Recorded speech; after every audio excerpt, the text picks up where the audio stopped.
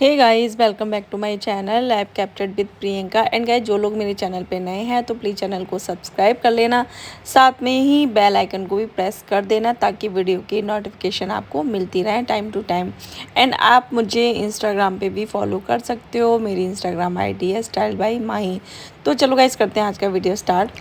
तो सपना ने सालों बाद अपने हाथों में लगवाई मेहंदी। और मतलब यही मान लो, जब से जो राजवीर भैया गए हैं उसके मतलब उनके जाने के बाद उन्होंने जो उनका लास्ट ब्लॉग आया है उसमें उन्होंने मेहंदी लगवाई है। अब इस पे जो लोग हैं वो अपनी अलग अलग टिप्पणियां कर रहे हैं। मतलब कुछ लोग उनकी इस मेहंदी लगाने वाली वीडियो को अप्रिशिएट कर रहे हैं, उनके मतलब उनको पॉजिटिव वे में ले रहे हैं। कुछ लोग इसको बहुत ज़्यादा नेगेटिव वे में ले रहे हैं। जो जो ट्रोलर्स होते हैं, जो हेटर्स होते हैं, उनका तो भाई काम ही यही होता है कि चाहे अच्छा कर लो चाहे बुरा कर लो। जैसे जो एक्टर्स वगैरह होती हैं तो वो लोग उनको भी ट्रोल करने से नहीं छोड़ते। एंड ये तो एक क्रिएटर हैं, तो वही है, हेटर्स का काम ही ये होता है। उनका तो छोड़ो, उनकी बातों को दिल पे लेना भी नहीं चाहिए। एंड अगर ये जो हेटर्स हैं इनकी बातों को हम अपने दिल पे ऐसे लेने लगे तो शायद कोई भी जो एक्टर्स हैं वो अपना काम नहीं कर पाएंगे, अपने काम पे फोकस नहीं कर पाएंगी। ठीक है। बट कुछ हेटर्स की आड़ में कुछ रिलेटिव भी ऐसे हैं जो कि फेक आईडी बना के इस टाइप के कमेंट करते हैं, जिससे जो इंसान है वो, भाई दुख तो सभी को होता है, ऐसा नहीं है। कोई भी क्रिएटर है तो कमेंट तो वो भी देखता होगा। हालांकि सारे कमेंट वो नहीं देख पाते होंगे, इतने सारे कमेंट आते हैं। बट हाँ, जब नोटिफिकेशन में आपको जब देखते हो कमेंट तो उसमें पढ़ लेते हैं। ठीक है, अगर आप सारे पढ़ोगे तो सारे नहीं पढ़ पाओगे। बट हाँ, जब कमेंट आता है तो उसकी नोटिफिकेशन आती है, तो वहाँ तो जो क्रिएटर हैं वो पढ़ते होंगे, तो उनको भी बहुत ज़्यादा दुख होता होगा, गुस्सा भी आता होगा। बट वही है ना कि अगर आप सोशल मीडिया पे हो, अगर आप काम कर रहे हो सोशल मीडिया पे, तो आपको इन सारी चीज़ों की आदत हो जाती है। मतलब कुछ टाइम लगता है, बट धीरे धीरे धीरे आपको इन सारी चीज़ों की आदत हो जाती है। एंड एक टाइम के बाद आप उन सारी चीज़ों को इग्नोर करना शुरू कर देते हो। तो मैं आपको बताऊंगी कि सपना ने मेहंदी क्यों लगवाई और इतने साल बाद उन्होंने मेहंदी क्यों लगवाई। तो इसके लिए आपको वीडियो पूरा देखना पड़ेगा, आप स्किप मत करना। तो सबसे पहले हम बात करते हैं जो सपना के बच्चों को लेके उनके ऊपर जो सवाल उठाए जाते हैं कि वो बच्चों को इतना घुमाती हैं, सारे दिन वो बाहर ही रहती हैं, हर हर दिन वो अपने रिलेटिव के पास जाती हैं, गांव जाती हैं, बच्चों की स्टडी पे ध्यान नहीं देती हैं। बच्चे मतलब एक ही अभी बच्ची पढ़ रही है उनकी, जो बड़ी वाली है आरू, छोटी अभी काफ़ी छोटी है, उसका नाम भी छोटी है बट वो छोटी है अभी। ठीक है, उसका एडमिशन नहीं हुआ है। तो उसको लेके लोग काफ़ी सपना के ऊपर उंगलियां उठाते हैं कि इसको ये अपने जैसा बना देगी, और काफ़ी लोग कहते हैं इसे अपने जैसा मत बनाओ, इसकी स्टडी पे ध्यान दो। तो गाइज़, मैं आपको एक बात बताती हूँ, आप ना सपना का 2-3 दिन पुराना वीडियो देखना। उनके डेली ब्लॉग नहीं आते हैं, उनका 1 या 2 दिन छोड़ के वीडियो आता है। तो आप ना 2-3 दिन पुराना वीडियो उठा के देखना, उसमें उन्होंने बोला है, बताया है कि आज आरू का लास्ट एग्ज़ाम है। तो उसके बाद एग्ज़ाम होने के बाद स्कूलों की छुट्टियां हो जाती हैं कुछ दिन के लिए, मतलब 10 दिन की या 11 दिन की, 15 दिन की, ऐसे हो जाती हैं। छोटे बच्चों की आई थिंक ज़्यादा दिन की हो जाती होंगी। एंड सारे स्कूलों का जो पैटर्न है वो अलग अलग होता है। मतलब जैसे जो जून की छुट्टियां होती हैं वो तो सेम सबकी वैसी ही होती हैं। मतलब 20 मई के बाद स्कूल की छुट्टियां होनी स्टार्ट हो जाती हैं, उसके बाद 1 जुलाई को स्कूल खुलते हैं, तो वो तो सेम ही रहता है। बट ये वाली जो छुट्टियां होती हैं ना, जो फाइनल एग्ज़ाम्स होते हैं, तो उसमें अलग अलग होता है। जैसे मेरी बेटी के जो एग्ज़ाम्स थे वो होली से पहले हो गए थे, फिर उसकी छुट्टियां हो गई थी। मतलब 10 मार्च से उसके जो स्कूल हैं वो स्टार्ट हो गए थे। एंड जो मेरी नीस है उसके जो एग्ज़ाम है वो होली के बाद भी हुए थे, और छुट्टियां काफ़ी, मतलब 15 दिन की, फिर उसके बाद छुट्टियां हुई थी उसके। तो भैया हर स्कूल का अलग अलग पैटर्न होता है, मतलब एग्ज़ाम्स का, हर चीज़ का। तो ऐसे ही आरू का, इनकी मतलब इनके जो अब मुझे नहीं पता वो वीडियो कितना पुराना है, इनका जो सपना है उनका वीडियो वो कितना पुराना है, जिसमें उन्होंने बताया है आरू का आज लास्ट एग्ज़ाम है। ठीक है। तो हो सकता है कि उसकी छुट्टियां चल रही हों स्कूलों में, एंड तभी वो बच्चों को घुमाने ले गई हैं।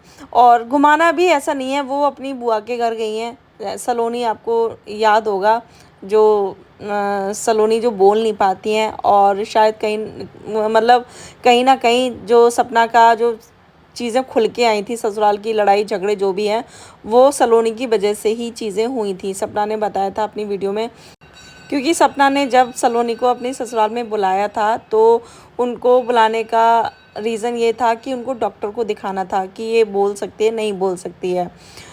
और ये सजेशन लखन भैया ने दिया था। एंड सपना के ससुराल वालों को लगा कि जो सलोनी है वो परमानेंट यहाँ रहने आई हैं, तो इसी की वजह से जो इनके घर में लड़ाइयाँ बढ़ गई थी और चीज़ें बहुत ज़्यादा बिगड़ गई थी। मतलब या तो आप ये कह सकते हो कि बहाना था सलोनी को लेके, ये लड़ाई झगड़ा और सपना को वहाँ से निकालना, ये सब बहाना था।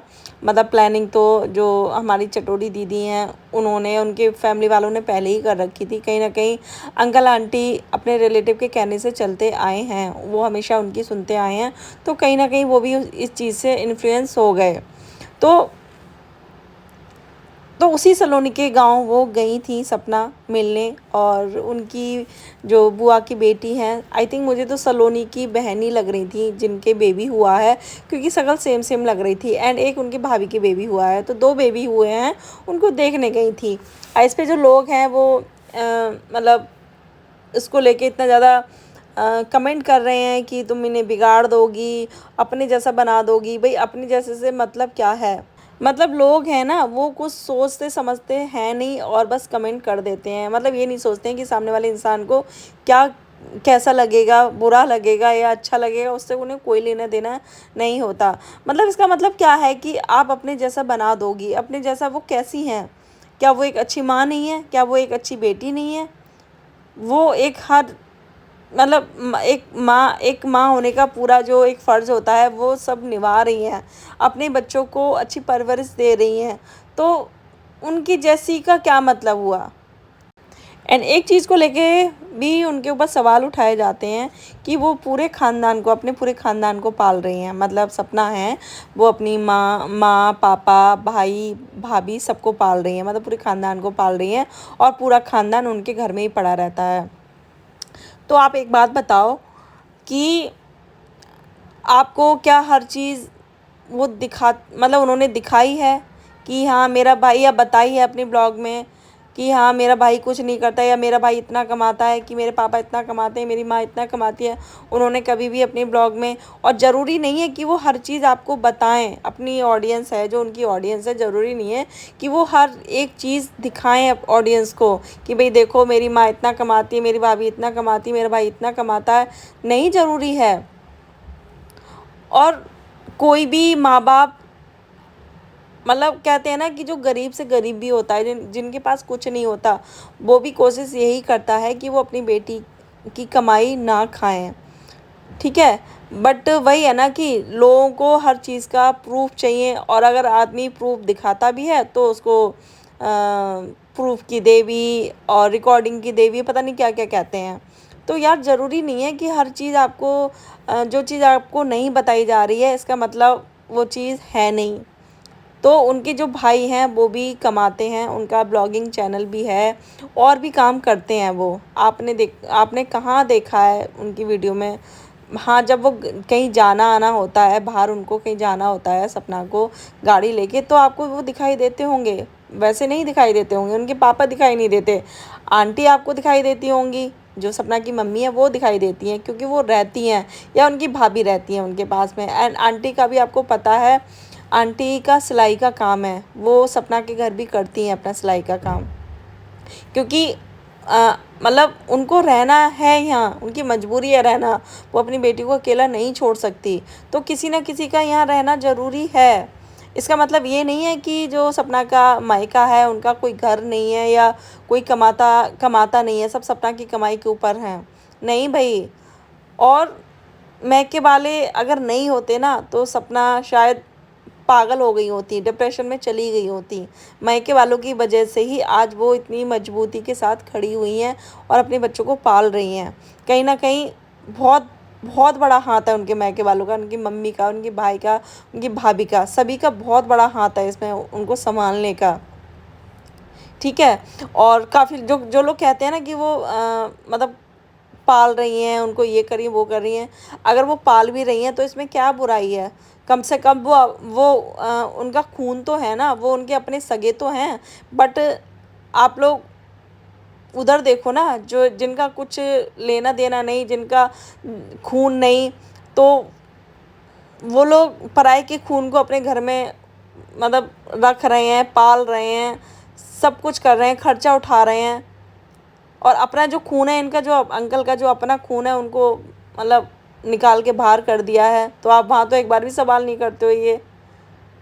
ये अगर सपना अपने फैमिली वालों के लिए कर रही है तो कम से कम उनका खून तो है, वो हर तरीके से सपना के साथ तो खड़े हैं हर सुख दुख में।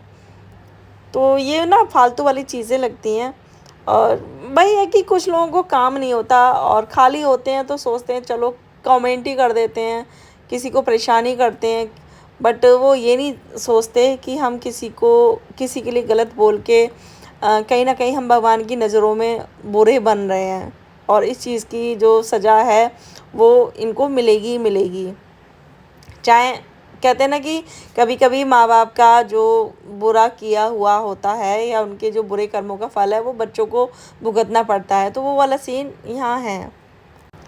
फिर एक सपना के कपड़ों को लेके काफ़ी सवाल उठाए जा रहे हैं, काफ़ी कमेंट किए जा रहे हैं। जो सपना ने स्कर्ट पहनी थी, जो अपनी फ्रेंड के जो राधा कृष्ण का जो प्रोग्राम हुआ था उसमें जो पहन के गई थी ड्रेस, एंड गांव फिर दूसरी बार वो अपने गांव में भी वही पहन के गई थी, मतलब सलोनी के घर भी वही वो कपड़े पहन के गई थी। तो उस पर लोग जो हैं बहुत ज़्यादा सवाल उठा रहे हैं कि तुम ऐसे कपड़े मत पहना करो, तुम सलवार सूट पहना करो, तुम्हारे व्यूज़ कम हो गए हैं। यार हद हो गई, मतलब आप इंसान को उनके कपड़ों से जज करोगे। अगर मतलब साड़ी पहनी है तो वो बहुत अच्छा इंसान है, अगर उसने स्कर्ट पहनी है तो बहुत ही बुरी इंसान है वो, एंड उसका करेक्टर भी गंदा है।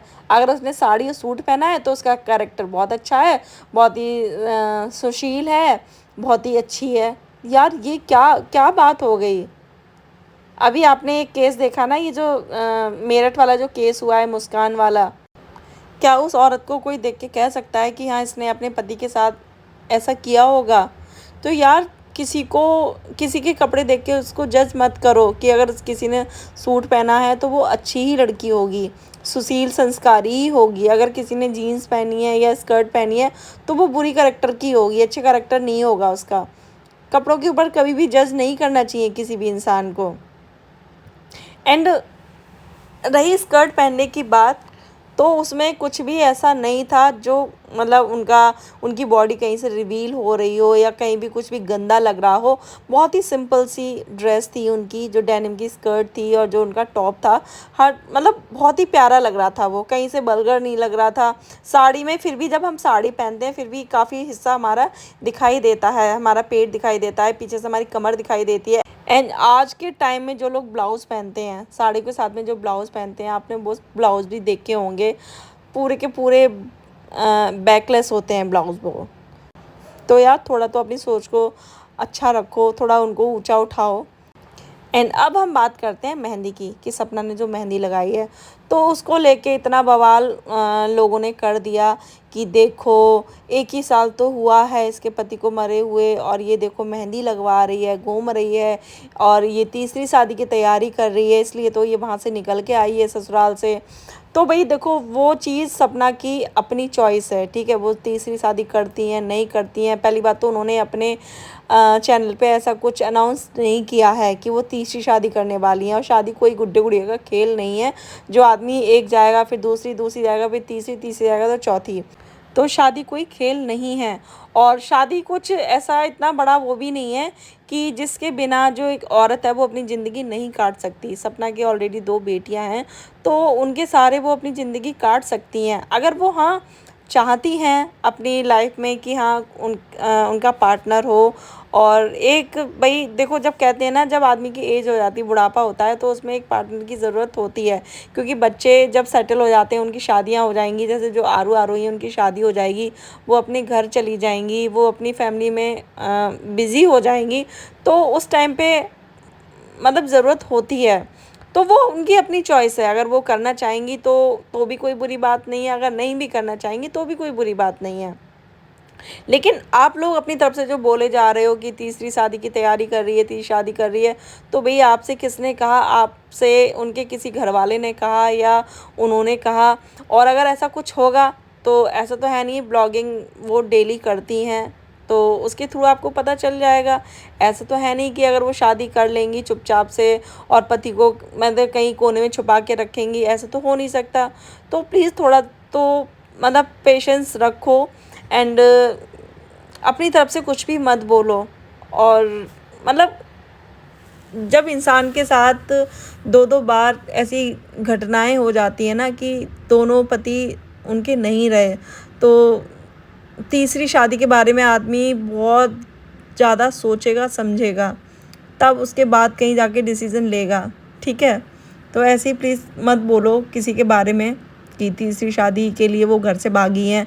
और रही भागने की बात, तो मतलब शादी करने के लिए घर से भागने की ज़रूरत तो नहीं होगी। घर से भागना ज़रूरी नहीं होता। तीसरी शादी के लिए या चौथी शादी के लिए, पहली शादी के लिए मुझे नहीं लगता घर से भागने की ज़रूरत होती है। और परिवार की सहमति से ही शादियां होती हैं, चाहे वो पहली हो चाहे वो दूसरी हो। जब लोगों के डिवोर्स हो जाते हैं पहली शादी से, तो दूसरी शादी भी मतलब घर की सहमति, घर वालों की सहमति से ही होती है। ऐसा नहीं है कि अकेली लड़की जाके शादी कर लेगी। ठीक है ना?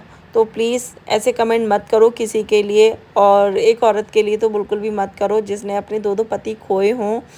एंड जो लोग कहते हैं कि उन बूढ़े माँ बाप ने अपने दोनों बेटे खो दिए, तो सपना ने भी अपने पति खोए हैं, उन बच्चियों ने अपने पापा खोए हैं। अगर सबसे ज़्यादा नुकसान हुआ है तो मुझे लगता है वो उन बच्चों का हुआ है, क्योंकि उन बच्चों के सर से एक पिता का साया हट गया। ठीक है, और सबसे बुरा उनके साथ हुआ है। चलो अंकल आंटी उनके साथ तो हुआ ही है, उनके बेटे गए हैं, बट उन्होंने अपनी ज़िंदगी जी ली, उनकी ज़्यादा लाइफ नहीं बची है। बट सपना और जो बच्ची, सबसे ज़्यादा बच्चियों की लाइफ है, सबसे ज़्यादा बच्चियों की लाइफ पड़ी है। अभी उनका बचपन मतलब अभी बहुत छोटी हैं वो बच्चियाँ, तो उनके बारे में आप सोचो और किसी का मत सोचो, सपना का भी छोड़ दो। एंड मैं एक चीज़ और बोलना चाहूँगी, प्लीज़ किसी के लिए भी हेट कमेंट मत करना। ठीक है, आपको अपनी बात रखनी है, आप रख सकते हो, बट किसी के लिए बद्दुआएं या किसी को गालियाँ मत देना कमेंट में। और मैं नहीं चाहती मेरे कमेंट में नेगेटिव कमेंट हो। आप अपनी बात रख सकते हो कि हाँ ये चीज़ गलत है, और आज भी मैं यही बोलूँगी, आप अपनी राय रख सकते हो बहुत अच्छे शब्दों में। किसी के लिए गलत नहीं बोलना, किसी के लिए भी हेट नहीं रखना, क्योंकि फिर वही है ना कि उनमें और हमें फिर अंतर ही क्या रहेगा।